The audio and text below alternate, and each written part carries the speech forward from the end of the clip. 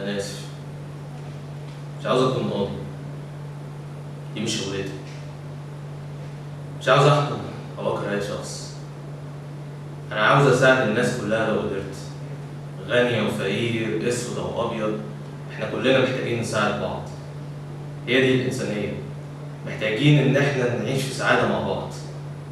مش عاوزين تعاسة، مش عاوزين نكره أو نحتقر حد. كل إنسان وله مكان في العالم. الأرض غنية، تقدر تكفي الكل من خيرها. ممكن تكون الحياة حلوة وجميلة، لكننا ضيعناها تصرفاتنا. الجشع سم نفوس البشر، واتملى العالم بالكراهية اللي وصلت لحد سفك الدم. احنا طورنا التكنولوجيا، ولكننا قفلنا نفسنا عليها. ولما افتكرنا انها هتسدد لنا كل احتياجاتنا، اتفاجئنا بانها مصدر شقائنا. بقينا بنفكر كتير وبنحس قليل قوي. احنا محتاجين اللطف والرفق اكتر من الذكاء.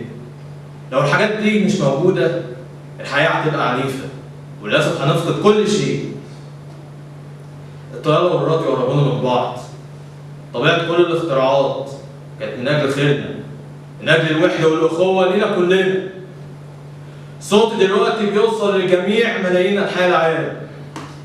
ملايين من الرجالة والستات والأطفال اللي اليأس تملكهم.